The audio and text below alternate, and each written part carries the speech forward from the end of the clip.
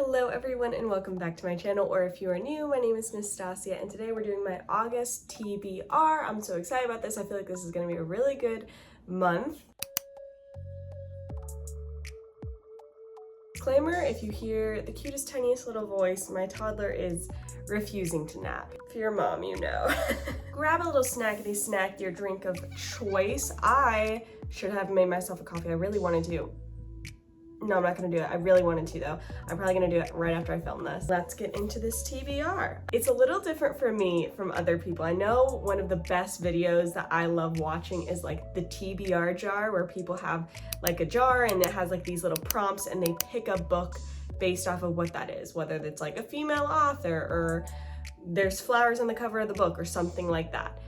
So a couple problems of why I can't do that, even though I think it's the cutest thing ever. One, I mostly listen to audiobooks. I mostly like listen to my books instead of physically reading them because I am the mom of a toddler and like truly, where's the time? So I don't have like one of those cute little carts of books that I can like pull off of. But the second thing is I pretty much solely get my books through Libby, which is free, because I just don't really have the budget to buy a bunch of books or even audiobooks right now. And so my TBR is a little bit different because it's just based off of what's available that I've put on my hold shelf on my Libby. So it's kind of fun because it's kind of like a luck of the draw situation of it is still telling me what I'm gonna be reading, even though I did put holds on it like maybe a month or two before. 7 of the books right now are currently in my Libby, like they're available for me to read. And I have to finish 7 of them in 14 days before they expire. So we're just gonna knock out some books here. Starting at the top, A Court of Wings and Ruin. This is the 3rd book in the ACOTAR series. Sarah J. Maas. I'm not gonna give, much away about the summary of this book just because if you haven't read the first 2, this is following Farah in her journey in the world of Fae and helping defeat the King of Hybern, etc., etc. I finished the 2nd book last month in July. I really liked it. I'm interested to see how I like this one. I've heard mixed things, so if I really like it, I'll probably go on to the 4th one, which I know is from a different perspective, like different characters' perspectives, but I do enjoy the world. The only thing I don't like about these books is the smut. I don't like that, and I've heard that the 4th book, the one after this, is the smuttiest of them all. Not really my vibe, not really for me. So we shall see how that goes. But the second one I have here is Killer Instinct. Hold on, let me pull up the author name. Killer Instinct's by Jennifer Lynn Barnes. She's the author of, this is the Natural series, so this is the 2nd one in that series. I enjoyed the first one. It was a good time. But I am invested in the characters. I've heard this series gets better as it goes along. I'm really hoping that's the case, but I'm still interested enough to read it. This is basically about some teenagers who they are kind of chosen for this FBI program because they're very gifted in different things. Like one girl's really good at figuring out if someone's lying, one girl is a profiler, one guy can read emotions on people, another girl's amazing with statistics, stuff like that. So they're part of this like FBI situation, and it's a really fun premise, and this is the same author as the Inheritance games. I just like how her mind works. I think it's fun. So anyway, also wanted to point out, if you're ever interested in more videos from me, they're not necessarily book videos, but they are very interesting and entertaining. I have a Patreon where I make exclusive videos there every single month, and I have been doing an unhinged series for a couple months now where I talk about conspiracy theories, and it's the best time. We have so much fun. I talk about other stuff too, and you have access to all the videos I've ever made since, what was it, 2021, I think, when I started my Patreon. So if you become a patron, you have access to all those videos, and we have some very fun ones. We talk about fairies over there. I'm talking about books of fairies, but like, do fairies really exist? I mean, TB continued, right? If you're interested in becoming a patron, that link is always in the description. I would love to have you. And if any of my patrons are watching, thank you so much for supporting me. You make it possible for me to do what I do. So I love you so much. 3rd book is Realm Breaker by Victoria Aveyard. If I am not mistaken, I'm pretty sure this is the same author as the Red Queen series. I absolutely loved that series. I have read the first 2 books of that series twice now. I still haven't finished the 3rd book. I think the 3rd is the last book. I really loved her writing, so I figured this could be another great series. She wrote this series after Red Queen. I believe this came out in 2021, I think. Yeah, it's YA fantasy. But from what I've gathered, this is about a world with realms and like wards and stuff like that. And there's a threat to, I think, the realms being broken. Something has to do with spindles and a really evil like entity behind it all. And there's this girl named Coraine. She is like her ancestors have like this special immortal blood or something like that. And she is the only one who can save this world and these realms. But it also is like from different points of view, I believe, and there's a few different characters, and it kind of reminds me, don't hate me for saying this because I know this is like blasphemous in the reading world, but it gives me the vibes of kind of like Fellowship of the Ring a little bit, of Lord of the Rings, of like these different people coming together to try to help this one person who can save the world. I think I'll enjoy it. This is a series, so I usually try to keep my expectations pretty low for the first book in a series because I know there's a lot that has to be built up. I know it's probably going to be slower than a standalone book or something like that. So anyway, I'm interested to see if I like it. It's called Realm Breaker, and I really like that author's writing, so hopefully it'll be a new loved series by me. Next one, this is called The Golden Spoon by Jessa Maxwell. My friend Kendra, she's on YouTube too. I will link her down below, but she also loves reading. I think it was like a year ago that she recommended this book to me, unless I'm making this whole scenario up in my head, but I'm pretty sure this was Kendra. Kendra, if you're watching this, comment down below if I'm mad and if I've made all this up. I'm pretty sure she recommended this book because it's kind of like, it's based around the idea of the British baking show. If you know me, you know the British baking show is my favorite show of all time. There is nothing that tops it. The reason that's important is because this is kind of like a cozy mystery based around the idea of a British baking show. But I believe it's in Vermont. So I'll just read the synopsis here. Every summer for the past 10 years, 6 awestruck bakers have descended on the grounds of Grafton, the leafy and imposing Vermont estate that is not only the filming site for Bake Week, but also the childhood home of the show's famous host and celebrity baker, Betsy Martin.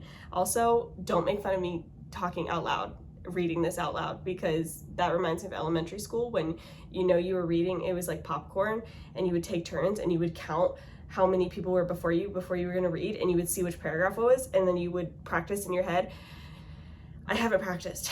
The author of the numerous best-selling cookbooks and hailed as America's grandmother, Betsy Martin isn't as warm off-screen as on. Although no one needs to know that but her. She has always demanded perfection and gotten it with a smile, but this year something is off. Things go awry as the baking competition begins. At first, it's merely sabotage. Sugar replaced with salt, a burner turned too high. But when a body is discovered, everyone is a suspect. Oh my gosh. This makes me so happy. The only thing that lets me down a little bit is that it is based in America, and part of the reason I love the British baking show is like the accents, and they're just like how they are, and they're so chill, and they're just like, oh, what a bother. I just try to imagine it in a British accent, but I'm very excited about this. A little cozy baking mystery. It's also pretty short too compared to other books, so I'm really excited about that. All right, next up is The Song of the Marked by S.M. Gaither. I believe this is a YA mystery, and to be honest, I don't remember what this is about at all. Because I put like want to read tabs on so many books like months in advance, and then I mark them in advance on Libby, and then when they're available I forget what it even is, and I'm like, sweet, let's just listen to this. I don't know what this is. It's about this girl in this land, and her mentor is sick, and she is doing her best just to make enough money to get the medicine for him. And then a king offers her to investigate a strange plague that's devastating the empire. She agrees because there's a huge like reward he offers. So she's doing it for the money, but then she has to work with the infuriating Captain Alander. Of course, that probably means a little enemies to lovers. I hope so. Strange monsters emerge across the realms.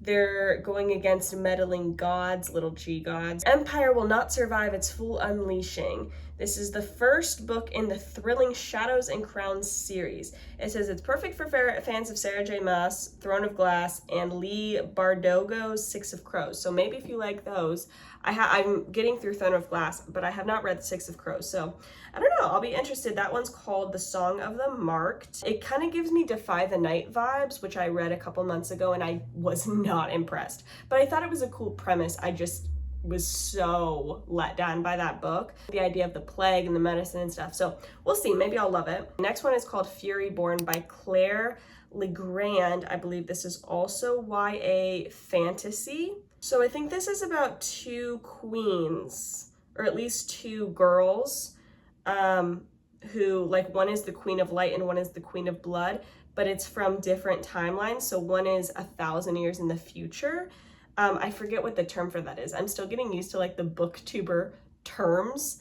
But I think it just jumps in the timeline. And there's some like trials of like elemental magic or something that she has to go through, the first queen. And then 1,000 years later, Eliana has heard about the fairy tale of Queen Riel. She is a bounty hunter. Her mom vanishes, and then she ends up joining a rebel captain and discovers a lot going on, and then the link to her between the queen 1,000 years ago. Anyway, I think this sounds interesting, and it's called Furyborn. I haven't heard of this before. I hadn't ever heard of this, The Song of the Marked, or Realm Breaker from anybody, and I like giving books like that a shot because a couple months ago when I tried the Ash Princess series, I hadn't heard anybody talking about it, and I really, really, really loved that series. I also really liked the Ruined series. I haven't finished it yet, but I really liked it so far. Haven't heard anybody talk about that. So anyway, I'm interested to see if I like this. I mean, I'm always down for a good YA fantasy. Really quick, I wanted to bring up part of the reason that I can even get through this many books, even though I usually listen to them and do audiobooks, it's still hard with a toddler who wants my attention a lot. But my son Eros has been really getting into independent play more, and a big reason for that is Lovevery. They send him toys every few months, and he is obsessed with Lovevery toys. And I don't actually know, I might be even more obsessed because I love the quality of their toys. I love how much care they take to make sure they're open-ended enough but still have a purpose. We loved this month's toys. They sell these like boxes, these subscription toy kits, and this month had these really fun washable paint stick kind of crayon things with paper with its own little carrying case. Loved that. It also had this puzzle that's double-sided with this wooden puzzle, so you can make two different kinds of pictures, which I feel like is so intentional and fun, and also very mathematic.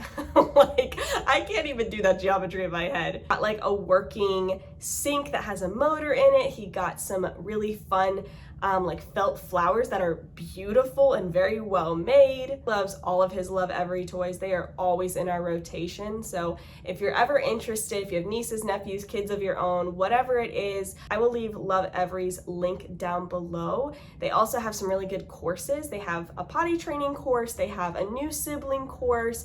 I think they have a couple other ones that are really awesome if you are in the dark about, you know, how to potty train your kid. We have the potty training one, and we're not potty training yet, but when we do, you best believe. A big thank you to them for sending him toys. He absolutely loves them, and I couldn't recommend them more. Next up is Dance of Thieves.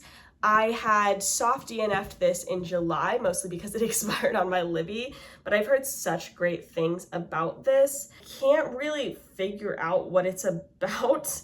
Something about kingdoms, like just multiple kingdoms and evil on the rise. I think some politics, and I think it's probably going to be enemies to lovers. I think the girl, she's part of kind of like an assassin's girl gang kind of thing. I don't totally know, because even when I read this summary, I don't totally understand what it's talking about, and I only got like 10% into the book when I was reading it and before it expired on my Libby, and I still didn't really know what it was about. So we'll see. Is this a standalone? I can't remember if this is a standalone. This is a YA fantasy. Of Thieves. I've heard it's great, by Mary E. Pearson. Next up is These Hollow Vows by Lexi Ryan. I don't know much about this book. The only thing that gives me pause is that it refers to it as a sexy, action-packed fantasy. And usually when something is described that way in the literal first sentence of the summary, I'm like, how smutty is this gonna be?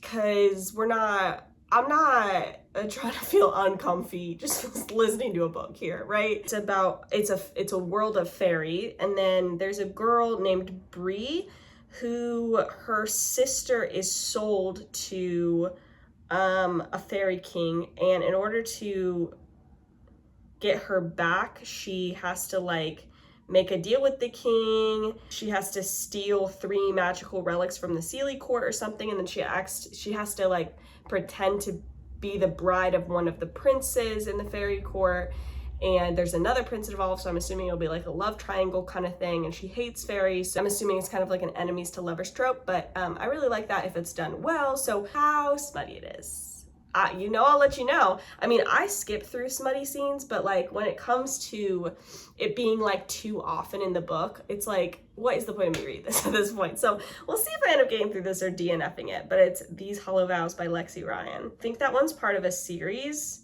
I could be wrong though. The last one, which is very different than what I was just describing, is called Holy Sexuality and the Gospel. This is a Christian book. I'm trying to read at least one Christian book every month to keep my feet firmly in this realm, firmly in this world when I'm reading about so many others. But this one I just thought would be really interesting because I feel like this isn't talked about enough in Christian marriage and stuff like that, and it's kind of hard to find resources about intimacy when it comes to Christian marriage because you don't want anything that's too like gross or like weird, and so I feel like people don't talk about it, but it's something that should be talked about. So anyway, I just thought this would be a good just book to read. It says, from the author of Out of a Far Country, which details his dramatic conversion from an agnostic gay man who put his identity in his sexuality to a Bible professor who now puts his identity in Christ alone. Wow. Comes a gospel-centered discussion on sex, desire, and relationships. I would love to hear that man's testimony. Talking about marriage and intimacy and theology of intimacy, whether you want to share Christ with a loved one or one who identifies as gay, or you're wrestling with questions of identity yourself, this book will help you get a better understanding. So I think it covers like a lot of topics. So not just like intimacy within marriage, Christian marriage, but also like God's identity and gender and who he made you to be in him. So I figured this could just be good all around, even though that's not something I struggle with, like homosexuality or anything like that, and I don't have any like close friends who do or anything. I am sure I'll meet people who do, and I would love to be knowledgeable enough to talk to them about it without like being ignorant, you know, like in my faith and stuff like that. So anyway, we'll see if this is good. I have a pretty high standard when it comes to Christian books. I don't like Christian books that have bad doctrine.